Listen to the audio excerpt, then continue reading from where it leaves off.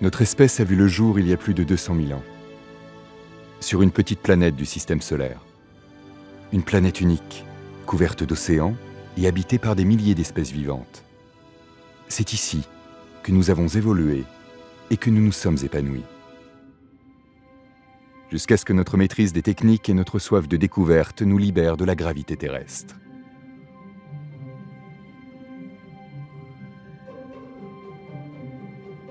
Peu à peu, nous sommes devenus une espèce multiplanétaire, repoussant toujours plus loin les limites de nos connaissances. Notre horizon s'est éloigné de la planète bleue, en quête d'un nouveau refuge.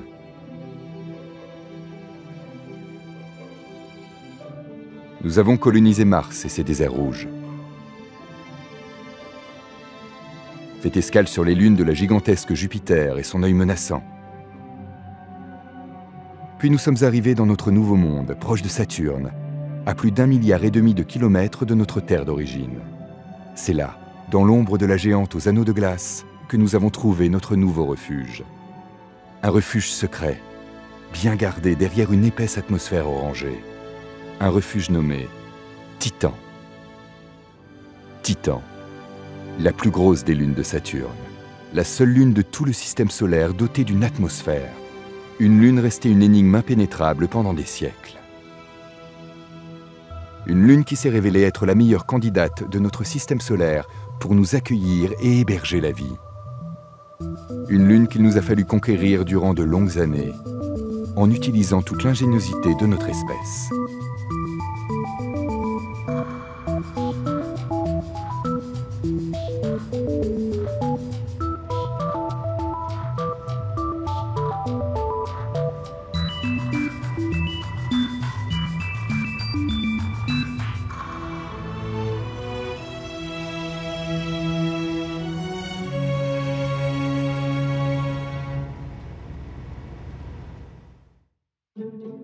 Notre aventure commence au milieu des années 1970, dans le secret du Jet Propulsion Laboratory de la NASA. Les missions Apollo vers la Lune ont pris fin et les ingénieurs américains se lancent dans un nouveau défi. Envoyer 2 sondes spatiales, Voyager 1 et 2, explorer les confins du système solaire et ses planètes géantes.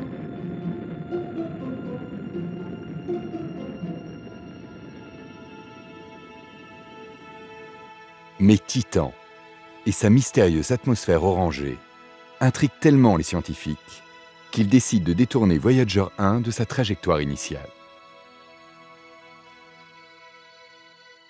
Titan a été toujours un objet passionnant pour la communauté scientifique parce que déjà dès le début du XXe siècle, il y a eu des observations avec les moyens qu'on avait à l'époque qui montraient une sorte d'assombrissement autour du disque de Titan, et ça avait été interprété comme étant une indication de la présence d'une atmosphère. Alors une atmosphère autour d'un satellite, c'était quelque chose d'assez exceptionnel pour que ça incite les scientifiques à regarder de plus près.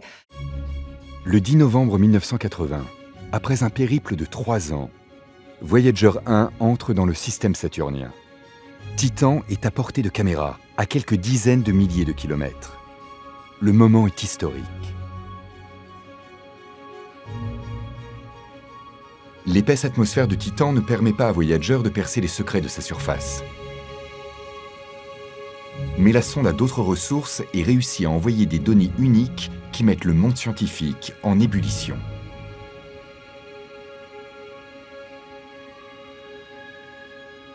C'était une découverte d'un monde assez exceptionnel, puisque nous avons pu, malgré le fait que Titan est entouré par ces nuages de méthane qui empêchent de voir directement la surface, extraire une multitude d'informations sur cette atmosphère.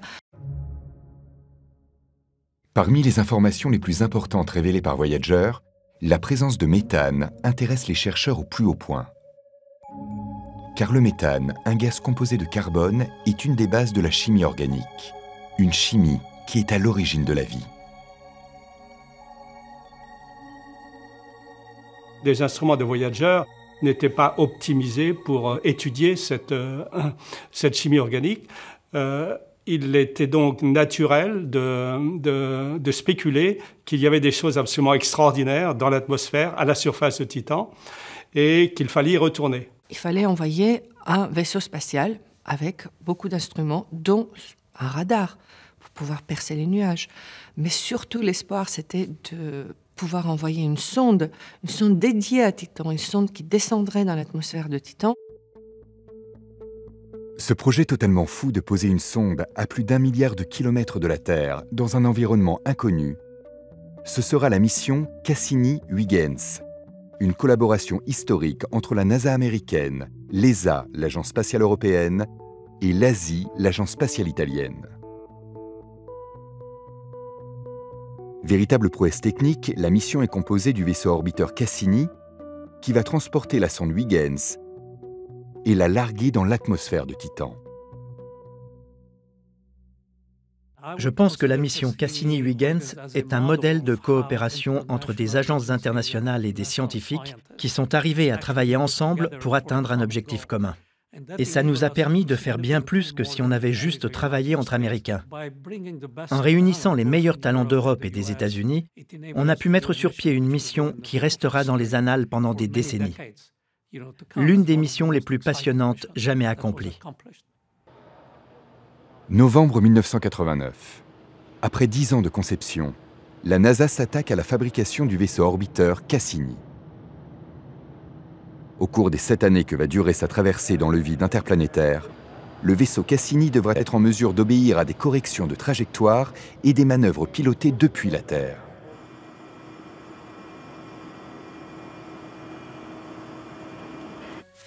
Cassini est doté de générateurs électriques nucléaires qui assurent le fonctionnement de ses instruments. Caméras et spectromètres sont placés sur un côté du vaisseau. La sonde Huygens est arrimée de l'autre côté. Un mât télescopique permet de mesurer les champs magnétiques. Un radar est placé sur l'antenne qui enverra les données collectées vers la Terre. Une antenne qui fera aussi office de bouclier pour protéger le vaisseau lors de phases critiques. Pour s'orienter, Cassini dispose de micropropulseurs et surtout de 2 moteurs principaux d'une poussée unitaire de 50 kg, une puissance record pour un vaisseau d'exploration spatiale. Le vaisseau devait être d'une fiabilité à toute épreuve. Tous ses composants principaux ont été doublés, de façon à ce qu'on ait une solution de secours en cas de panne. Construire un tel système, capable de basculer de l'un à l'autre, représentait une avancée colossale. D'autant plus que l'environnement de Titan était quasiment inconnu. Alors c'était un défi de taille pour les concepteurs de la sonde Huygens. En parallèle à la fabrication du vaisseau Cassini aux États-Unis, c'est l'aérospatiale française qui est chargée de mettre au point la sonde Huygens. C'est la première sonde d'entrée sur un corps planétaire fabriqué par l'Europe, mais aussi la première sonde au monde à se poser sur une surface inconnue. Pour les années 1980, la sonde Huygens est un bijou technologique. Elle possède 6 instruments qui vont lui permettre de voir, entendre, toucher et même goûter l'atmosphère et la surface de Titan. Parmi les instruments les plus importants, les bras articulés de l'ASI qui vont mesurer les propriétés électriques et physiques de l'atmosphère de Titan. Un imageur doté de plusieurs capteurs qui va prendre des clichés inédits de la surface de Titan, le DISR. Et un ensemble de capteurs destinés à préciser les propriétés physiques de la surface de Titan au point d'impact, le SSP. Pour être sûr que cette merveille de technologie de plus de 350 kg arrive à bon port, il va falloir relever quelques défis supplémentaires.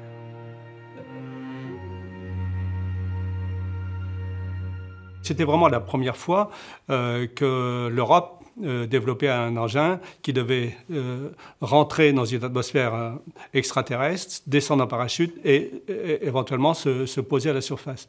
On n'avait pas trop l'espoir de pouvoir la faire atterrir. Parce que les ingénieurs nous expliquaient que ce n'était pas possible d'atterrir sur Titan. On ne connaissait pas du tout la surface, on s'écraserait, ou alors on coulerait, ou alors plein de scénarios catastrophiques. Il fallait faire de nombreuses études de nombreuses simulations pour valider le bouclier qui devait freiner en s'échauffant à plusieurs milliers de degrés et permettre la rentrée de la sonde dans l'atmosphère de Titan. Le deuxième grand défi, je pense, a été de développer un système de 3 parachutes qui devaient se déployer en séquence à différentes altitudes dans l'atmosphère de Titan.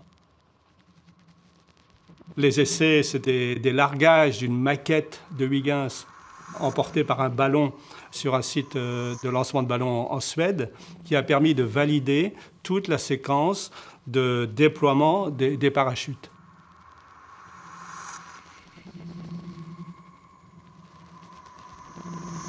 Printemps 1997. 7 ans après le début de leur construction respective, le vaisseau américain Cassini et la sonde européenne Huygens sont réunis à Cap Canaveral en Floride.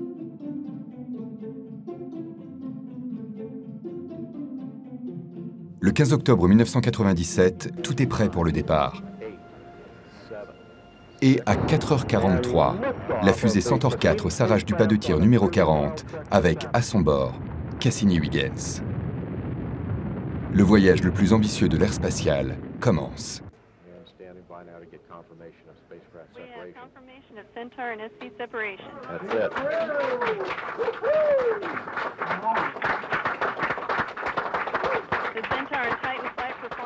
Atteindre Saturne, c'est très compliqué. Ça demande énormément d'énergie pour aller aussi loin dans le système solaire. Et la fusée dont on disposait à l'époque n'avait pas assez de puissance pour envoyer le vaisseau directement vers Saturne.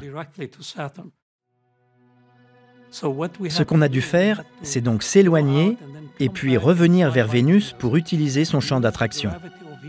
C'est ce qu'on appelle la fronde gravitationnelle. En se laissant attirer par le champ gravitationnel des planètes, comme s'ils tombaient vers elles, et en se dégageant au dernier moment de leur emprise, Cassini augmente progressivement sa vitesse. En effectuant ces différents survols, on a pu gagner assez d'énergie pour atteindre Saturne.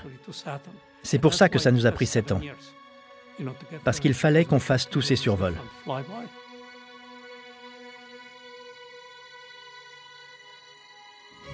En août 1999, après 2 orbites autour du Soleil, Cassini approche de la Terre.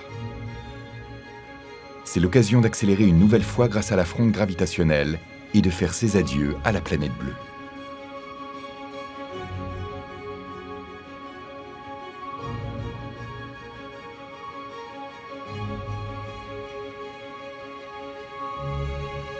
Doté désormais d'une vitesse suffisante, Cassini entame son long voyage de 5 ans vers le système solaire externe et la mystérieuse Titan.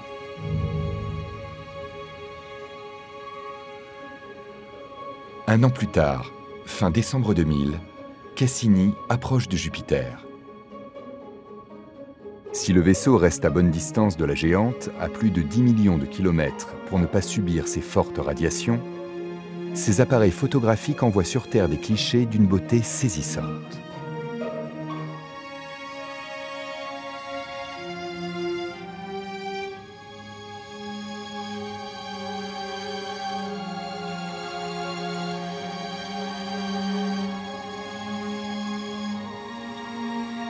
Fin juin 2004.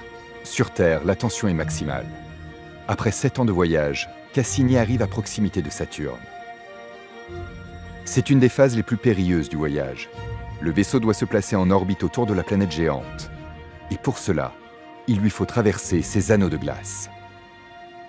Les ingénieurs nous ont mis la pression en nous expliquant que ça c'était quelque chose de terriblement dangereux, que la sonde ne survivrait pas, qu'il y aurait au moins un instrument qui casserait, que c'était compliqué, que c'était tout ça. Et donc, on était assis en pleine tension scientifico-technologico-psychologique. On était très nerveux quand on est arrivé tout près. D'après nos prévisions, le risque était minime. Mais il suffisait d'une seule particule de glace pour détruire 15 années de travail. Pour franchir les anneaux, Cassini se sert de son antenne comme bouclier et ne peut plus émettre. Sur Terre, c'est donc dans le silence et sous tension qu'a lieu cette traversée. À des centaines de millions de kilomètres de là, personne ne sait si le vaisseau parvient à résister. Malgré son silence, Cassini continue à enregistrer des données, comme les impacts des particules qui le criblent. Un témoignage poignant.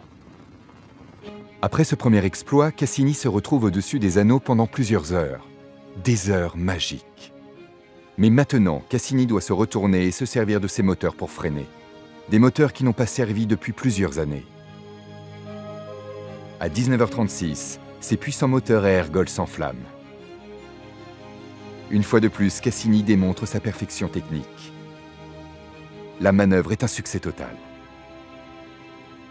C'était assez extraordinaire comment les ingénieurs ont pu faire passer le vaisseau spatial dans la division des anneaux la plus large et faire ressortir de l'autre côté. Et à ce moment-là, on a tous respiré un grand coup. On a vu les premières images qui étaient les images des anneaux. On voyait la structure des particules à l'intérieur des anneaux. On voyait l'ombre de la planète couchée sur les anneaux. On n'avait jamais eu autant de résolution spatiale sur des images des anneaux. Cassini est désormais en orbite autour de Saturne. Un exploit qui fait date dans l'histoire de l'astronomie. La mission entre alors dans une de ses phases les plus décisives. Le 26 octobre 2004, Cassini s'apprête à effectuer son premier survol de reconnaissance de Titan. C'est le moment de vérité pour les instruments du vaisseau. Pour réussir à percer l'épaisse atmosphère de Titan, Cassini dispose de caméras qui enregistrent les rayons infrarouges reflétés par sa surface. Sur Terre, les scientifiques attendent fébrilement. L'imageur de Cassini va-t-il vraiment permettre de révéler la surface de Titan? Lorsque les premières images sont arrivées, le 26 octobre 2004, j'étais encore au laboratoire à 4 h du matin, je me rappelle bien l'heure exacte à laquelle les données devaient arriver. Et une par une, ces images, ces fameuses images sont arrivées. Et enfin, on commençait à pouvoir découvrir la surface de Titan. On n'a pas été déçus. Des dizaines de clichés arrivent sur Terre. Avec leurs 64 pixels de large, ils paraissent peu définis au regard des standards actuels. Mais ils offrent suffisamment d'informations scientifiques pour pouvoir commencer à se faire une idée de la surface. En plus de ses caméras infrarouges, Cassini dispose d'un radar à ouverture synthétique qui va lui permettre d'obtenir des informations sur le relief de la surface. Ce radar envoie des micro-ondes sur une large bande de terrain. En analysant la déformation de ces rayons, lorsqu'ils reviennent vers le vaisseau, les ordinateurs de bord recomposent des images à haute résolution de la surface de Titan.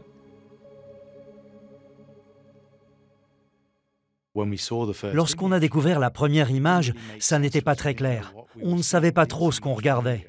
On n'avait pas l'habitude. Il y avait une chose qui ressemblait à un cratère, d'autres qui ressemblaient à des rivières, mais on n'en était pas très sûr.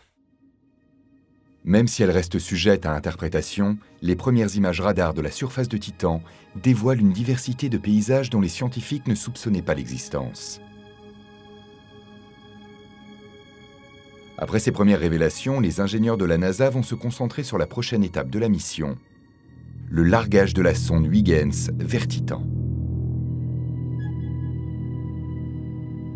Une étape très risquée, car Cassini doit allumer ses moteurs pour changer d'orbite et se placer sur une trajectoire de collision avec Titan. La moindre erreur serait fatale pour le vaisseau comme pour la sonde. Le 24 décembre 2004, Cassini s'apprête à éjecter la sonde Huygens. Malgré le climat de fête, la tension est palpable. Après 7 ans de sommeil dans le vide interplanétaire, personne ne peut garantir que les mécanismes de libération de la sonde accepteront de se réveiller. À 18 h, le programme automatique de Cassini active le processus de libération. Huygens se lance, seul, dans le vide, à la rencontre de Titan.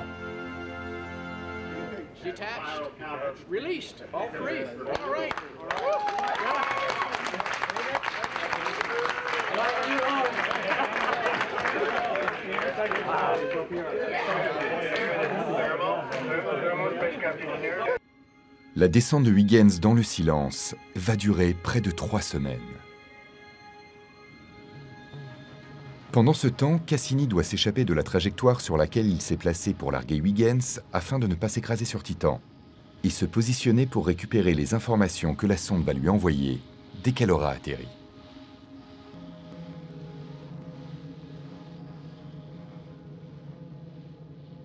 Le 14 janvier, Huygens s'approche enfin de la haute atmosphère de Titan. C'est bientôt l'heure de vérité. Le bouclier thermique censé protéger les instruments de la sonde sera-t-il à la hauteur? Pour la rentrée dans Titan et assurer le freinage, Huygens était protégé par un bouclier thermique. Donc la partie avant qui était vraiment la partie qui assurait le freinage et la partie arrière, le capot arrière qui permettait de protéger les instruments pendant cette phase chaude, puisque la température du bouclier elle-même était à plus de 1500 degrés et le gaz chauffé à l'avant de la sonde était chauffé jusqu'à une température de 8 à 10 000 degrés.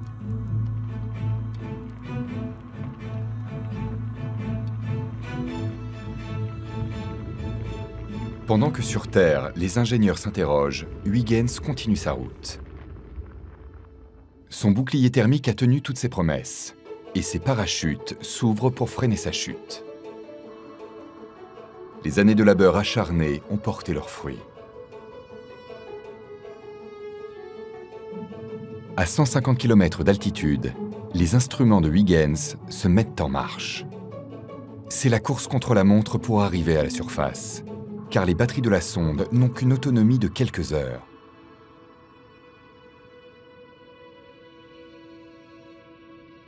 La mission s'est déroulée autour de midi, en quelque sorte de 10h30 à 1h, et il a fallu attendre 5 heures de l'après-midi, heure locale, ou 5 ou 6 heures de l'après-midi, heure locale à Darmstadt, pour enfin recevoir les premières données par Cassini.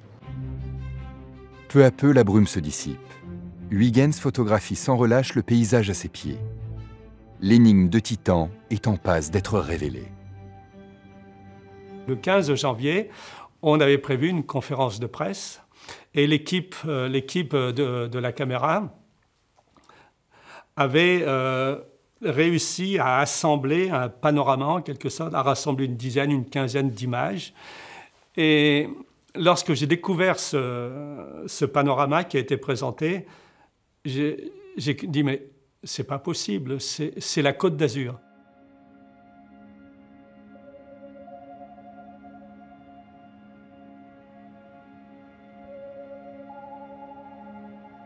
Vraiment, le panorama tel qu'il était présenté me faisait penser à la Méditerranée, des rivières qui se jetaient dans la Méditerranée, des collines. Donc je voyais la Côte d'Azur. Et c'était ma première réaction, mais c'est pas Titan, ça, c'est la Côte d'Azur.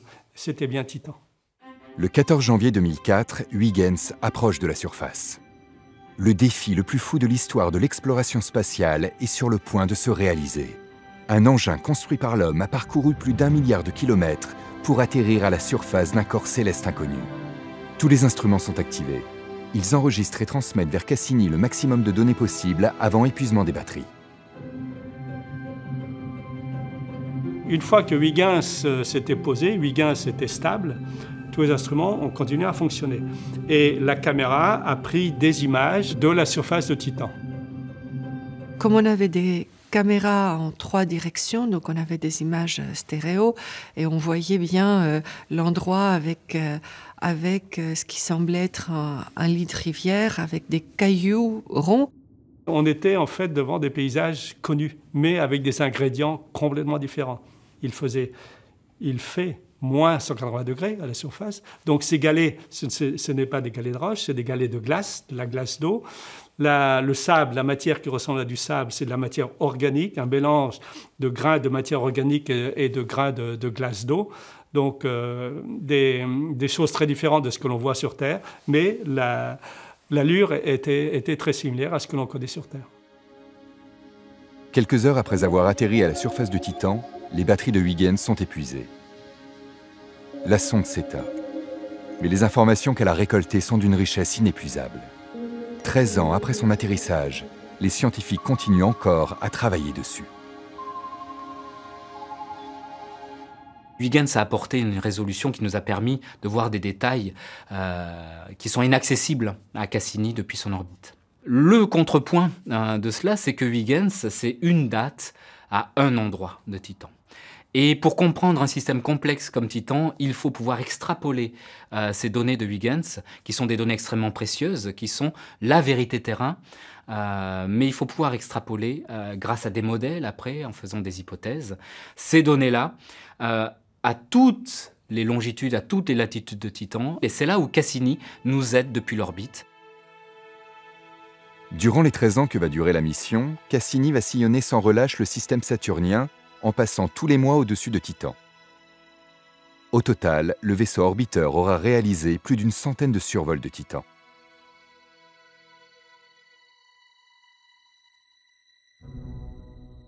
À chacun de ces survols, Cassini envoie de nouvelles révélations qui permettent peu à peu de cartographier Titan.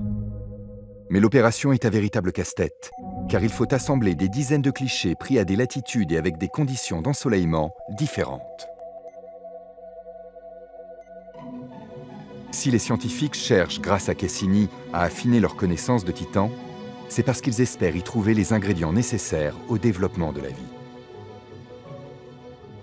Ce qui nous intéresse aussi, c'est les conditions de ce qu'on appelle l'habitabilité. L'habitabilité, c'est en fait la mesure de la capacité qu'a un monde de faire émerger la vie ou de soutenir la vie une fois qu'elle est présente.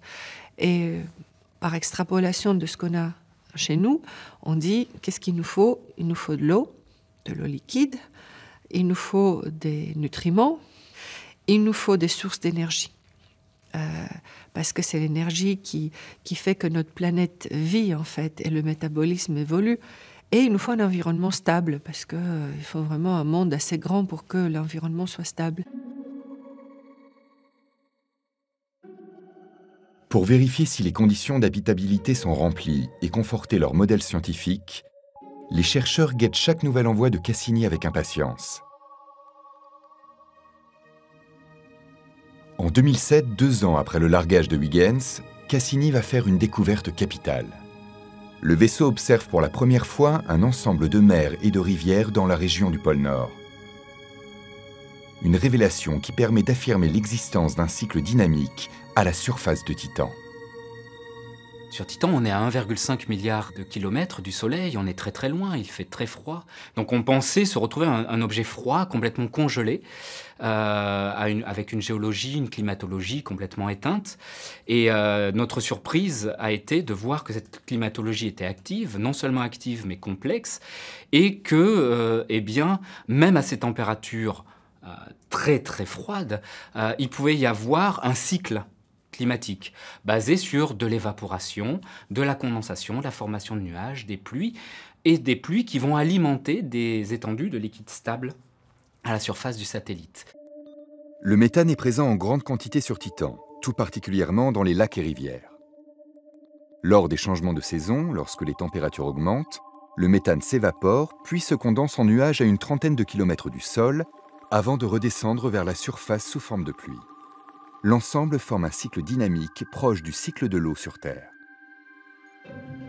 À l'été 2009, Cassini réalise une série exceptionnelle de clichés qui viennent confirmer cette dynamique et l'existence de vraies saisons marquées sur Titan.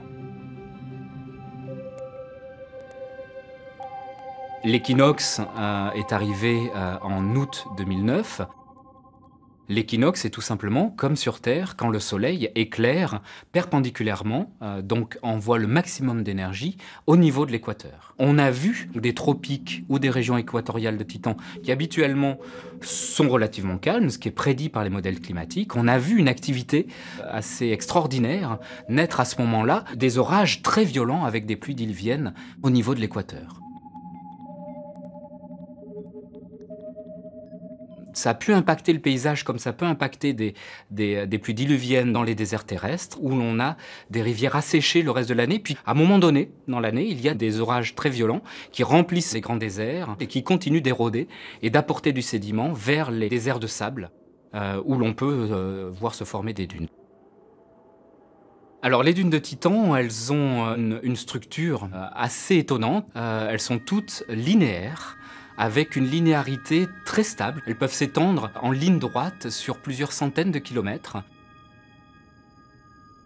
Et on pense qu'elles seraient de façon assez exotique, en fait, constitué non pas de sable, comme on a sur Terre, mais du matériau qu'on a à disposition à la surface de Titan, qui serait du matériau des grains formés d'organique complexes. Les grains qu'on observe donc, sur ces dunes, et puis cette matière, donc ces macromolécules orangées qu'on observe un peu partout à la surface du Titan, plusieurs hypothèses ont été discutées, mais celle qui aujourd'hui est généralement admise, c'est une origine atmosphérique. C'est en fait des processus qui se déroulent beaucoup plus en amont, très haut dans l'atmosphère.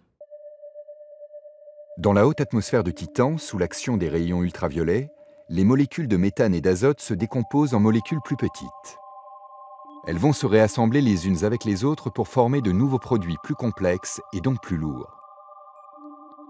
À mesure que ces produits descendent dans l'atmosphère, ils s'assemblent pour former les grains de matériaux organiques qui constituent les dunes et que les scientifiques ont baptisé tholines. La mission spatiale Cassini-Huygens, ça nous a apporté énormément de choses sur ces grains, mais par contre, elle ne nous donne pas du tout encore le détail de leur composition chimique. Tout ce qu'on sait sur cette composition chimique, pour l'instant, c'est de l'apport de simulations, d'expériences de laboratoire.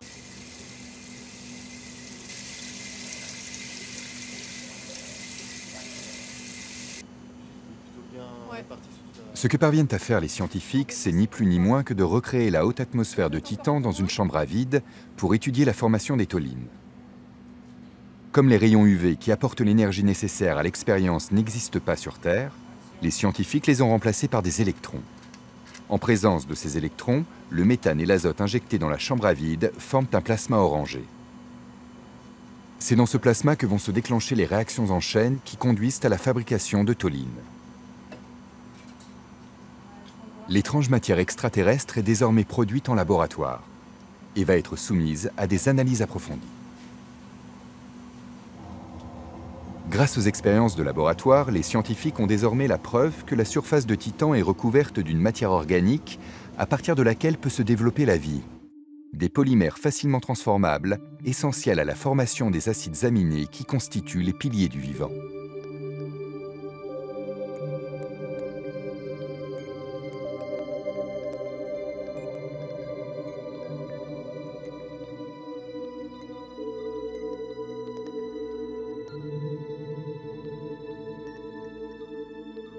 Lorsqu'on met de la matière organique en présence d'eau liquide, on obtient, tout du moins en laboratoire, des molécules prébiotiques très intéressantes, les acides aminés qui constituent les protéines, les bases qui encodent l'information dans l'ADN. Toutes les composantes essentielles semblent être présentes dans cet environnement. On est donc susceptible d'y trouver une forme de vie telle qu'on la connaît, liée au cycle de l'eau. Reste donc aux scientifiques à trouver de l'eau liquide sur Titan, mais par moins 180 degrés. Seuls les hydrocarbures coulent à sa surface. Pour trouver de l'eau, il faudrait donc s'enfoncer sous la croûte de glace, où les températures peuvent être plus élevées. Pour en avoir la certitude, il va falloir envoyer une nouvelle mission. Une mission d'autant plus nécessaire que malgré son succès, Cassini n'aura cartographié que 60% de la surface de Titan. Si on a désormais la certitude que Titan possède une géologie dynamique, des matières organiques et d'énormes réserves d'hydrocarbures qui confèrent un caractère unique à Titan dans notre système solaire, il convient d'y retourner pour s'assurer qu'elle pourrait vraiment accueillir la vie à sa surface. Lorsqu'on a lancé Cassini, on avait prévu qu'il resterait en orbite autour de Saturne pendant 5 ans. Mais on ajoute toujours une marge dans les moyens de propulsion et du contrôle de l'altitude. Plus exactement, au niveau des mécanismes de contrôle de l'altitude. Et on a eu de la chance, car ils ont fonctionné pendant 13 ans. Hélas, on arrivait au bout de notre carburant. Et sans carburant, il devient impossible de contrôler le vaisseau. Mais on voulait s'assurer qu'il n'irait pas s'écraser sur Encelade ou sur Titan en y déposant des microbes. Il avait été lancé depuis la Terre et il transportait forcément des contaminants. Et on voulait être sûr de ne pas contaminer Titan pour que les explorations futures puissent éventuellement y découvrir de la vie. On a donc volontairement programmé Cassini pour qu'il aille vers Saturne et qu'il brûle en entrant dans son atmosphère, de façon à ce que tout ce qu'il transporte soit détruit. On procède souvent comme ça avec nos vaisseaux, pas parce que ça nous fait plaisir de les détruire, mais parce qu'on veut protéger les planètes de toute contamination par des microbes terrestres lorsque les missions sont finies. Le 15 septembre 2017, après avoir comblé la communauté scientifique internationale pendant plus de 13 ans, la mission Cassini prend fin. S'achève avec elle l'une des plus formidables épopées de la conquête spatiale. Une fin en forme de sacrifice, afin de donner aux nouvelles missions d'exploration toutes leurs chances de découvrir la vie sur Titan. Les prochaines étapes dans l'exploration de Titan vont consister à monter une mission spécifique dédiée, et pour ça, on a beaucoup d'options. On pourrait lancer un orbiteur titanien qui nous permettrait de continuer à cartographier la surface pour savoir où les dunes sont situées, comment elles changent au fil des saisons, comment les lacs évoluent, et pour mieux comprendre de quoi sont composés ces lacs, quelle est leur viscosité. Et puis, un orbiteur nous aiderait à mieux comprendre la structure interne de Titan et de son océan souterrain. Mais on peut aussi envoyer des rovers et d'autres types de véhicules à la surface de Titan. De nombreux scénarios sont à l'étude pour la prochaine mission d'exploration de Titan. La plus audacieuse consiste à placer un vaisseau orbiteur non plus autour de Saturne, comme c'était le cas avec Cassini, mais autour de Titan elle-même. Une opération plus périlleuse, mais qui permettra une observation permanente de Titan. En complément de cet orbiteur, des engins robotisés seront envoyés à la surface de Titan. Des dirigeables, adaptés au vent et à la densité de l'atmosphère. Des canots qui pourront se déplacer à la surface des lacs, riches en hydrocarbures et composés organiques.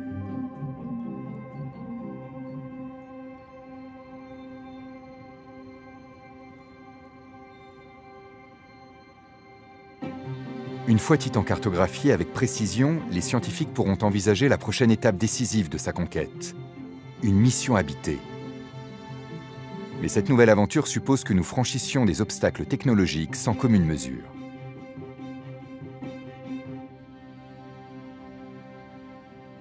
On pourrait envoyer un ensemble de robots dotés d'une intelligence artificielle capable de construire une première centrale électrique, de fournir un accès à l'eau, de produire de l'énergie et construire les tout premiers habitats. De nombreux projets d'habitat extraterrestre sont à l'étude. Parmi eux, le SHEE, un module développé par plusieurs pays européens, mis à l'épreuve dans un site désertique en Espagne. Donc SHE, c'est l'abréviation pour Self-Deployable Habitat for Extreme Environments. Donc un habitat autodéployable pour des environnements extrêmes, avec quelque chose qui est très compact au début, qui se déplie, et du coup, ça vous évite de faire un assemblage compliqué. En fait, le but de SHE, c'est vraiment, on envoie quelque chose sur la surface, et ce système, par des moyens robotiques, se déplie automatiquement. Donc il est prêt quand les astronautes arrivent. Mais pour envoyer ces modules robotisés en nombre suffisant, les agences spatiales doivent résoudre un problème très prosaïque. Réduire considérablement les coûts de lancement des fusées dans l'espace. Un frein important de la conquête spatiale. Un frein que lève peu à peu la société SpaceX grâce à une nouvelle génération de fusées réutilisables, les Falcon 9, qui après avoir placé leur vaisseau en orbite, reviennent atterrir sur Terre et sont prêtes pour de nouvelles missions. Dès mai 2012, SpaceX a également été la première société privée à acheminer un cargo de ravitaillement vers la Station spatiale internationale avec la mission commerciale COTS-2. Depuis cette première réussite, SpaceX a mené à bien 11 missions de ravitaillement pour le compte de la NASA et récupéré les étages de propulsion de 13 de ses fusées, 8 en mer et 5 sur Terre.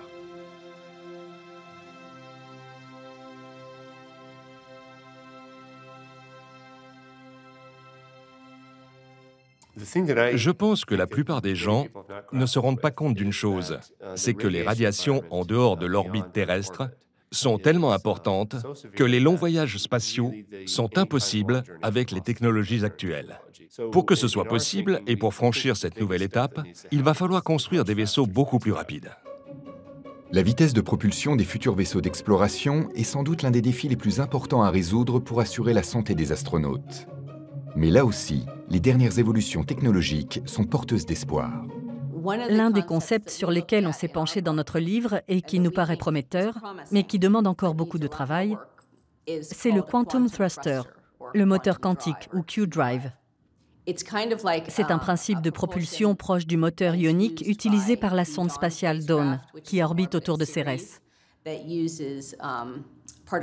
On utilise des particules et on les fait passer par des grilles chargées électriquement. Le moteur ionique utilise des atomes de xénon qui sont bombardés d'ions positifs. Les atomes perdent leurs électrons qui s'échappent à vive allure en générant une force de réaction qui met la sonde en mouvement. La poussée est bien plus faible qu'avec un moteur classique, mais elle est constante. Ce qui permet dans le vide spatial de produire une accélération qui se cumule et d'atteindre des vitesses considérables, tout en consommant extrêmement peu. Un Q-Drive fonctionnerait de la même façon, sauf qu'on n'aurait pas besoin de carburant. Ce qui est un avantage au niveau du lancement et de la masse globale à transporter. À la place, il utiliserait des particules quantiques qu'il récupérerait dans l'espace lors de ses déplacements. C'est un concept qui peut paraître bizarre, mais qui fonctionne manifestement. Lors des essais, ça a marché. N'ayant plus besoin de carburant, le Q-Drive pourrait accélérer de façon continue afin d'atteindre des vitesses vertigineuses, réduisant le voyage vers Titan à 6 mois.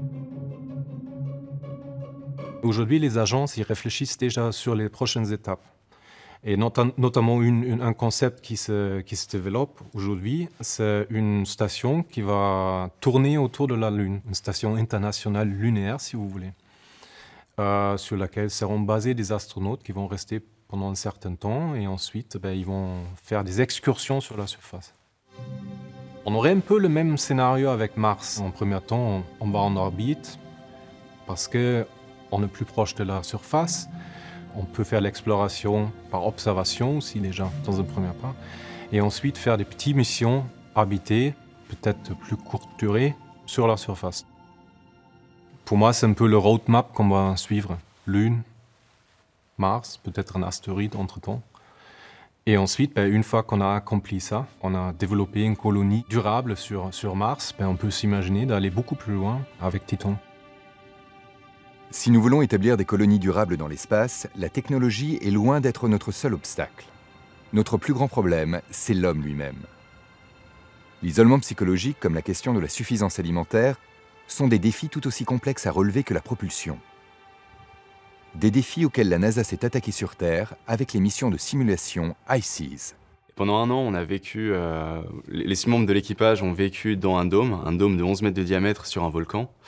Et là, on n'était jamais exposé à l'air libre, puisque quand on sortait de l'habitat pour faire des missions de géologie autour du dôme, on avait des analogues des combinaisons spatiales.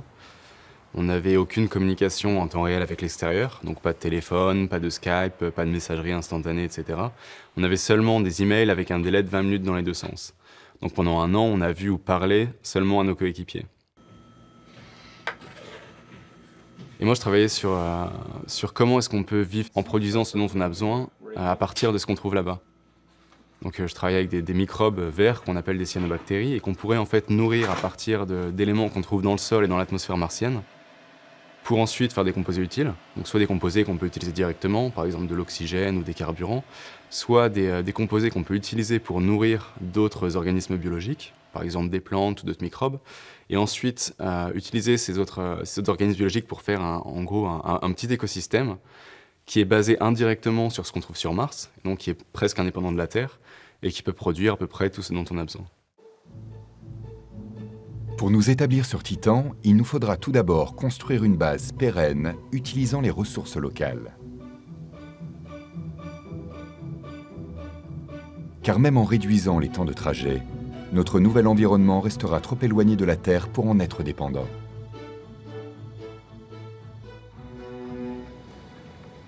Les premiers colons seront des scientifiques.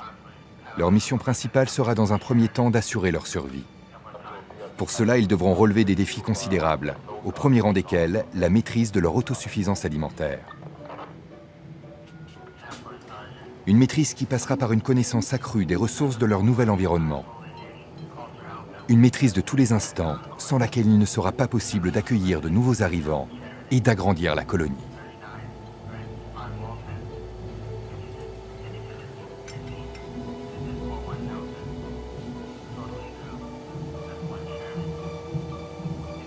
Je pense que ces premiers explorateurs, ces aventuriers, devront être des personnes robustes, qui auront accepté de faire un immense sacrifice.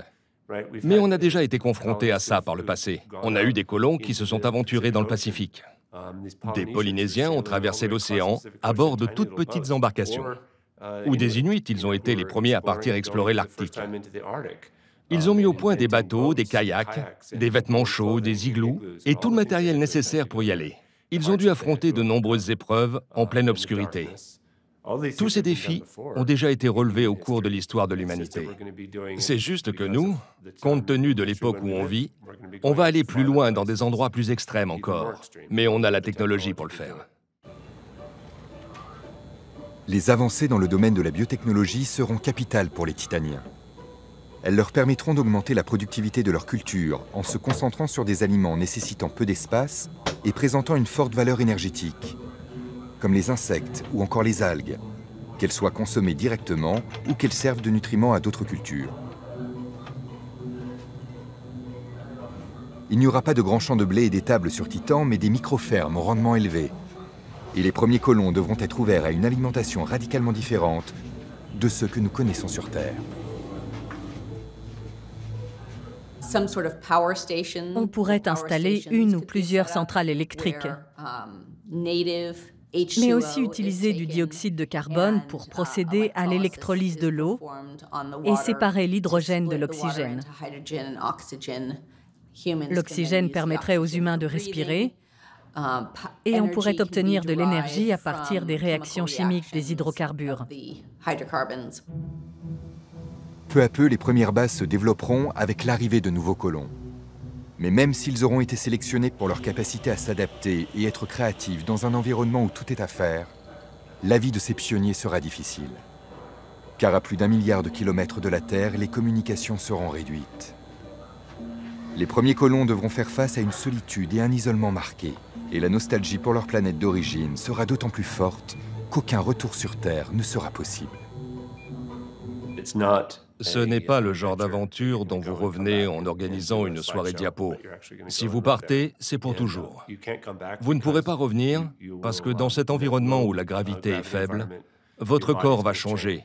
Vous allez perdre de la masse osseuse, de la masse musculaire. Et si vous revenez, vous ne survivrez peut-être pas sur Terre à cause de la gravité.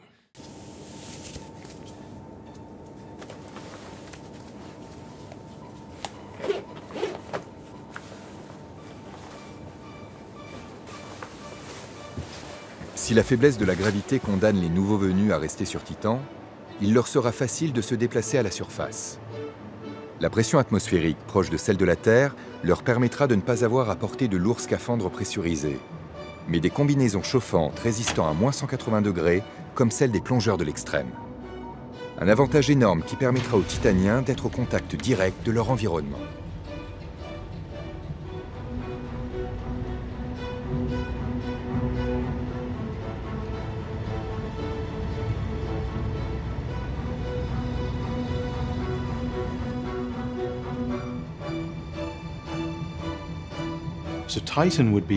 Titan serait un lieu absolument fascinant à explorer pour les humains.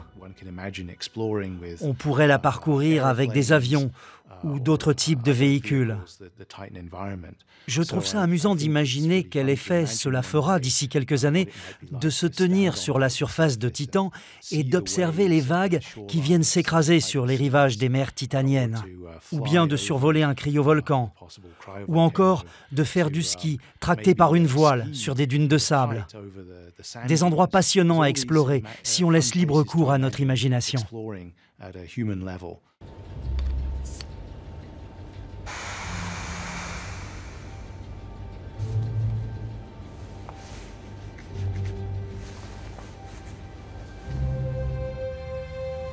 Avec l'arrivée de nouveaux colons et les premières générations nées sur place, les Titaniens étendront leur territoire à l'ensemble du globe.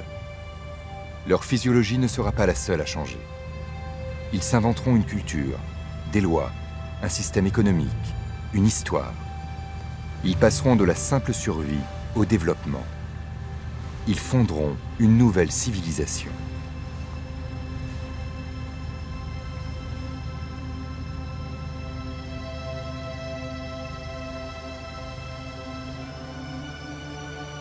Une civilisation qui s'épanouira entre la surface de Titan et sa haute atmosphère, où les Titaniens développeront d'incroyables villes flottantes bénéficiant d'un meilleur ensoleillement.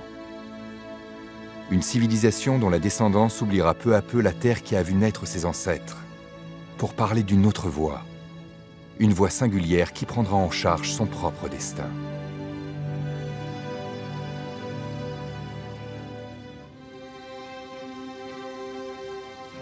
Installés en bordure du système solaire, avec des ressources d'eau et d'énergie importantes, nous, Titaniens, serons une espèce pionnière, aux avant-postes des missions qui sortiront du système solaire. Et nos enfants seront parmi les premiers à relever le nouveau défi de l'humanité, rejoindre l'une des exotères dont l'univers regorge. Titan ne sera plus cet horizon lointain et secret qu'il aura été pendant des siècles, mais le point de départ de nouvelles explorations.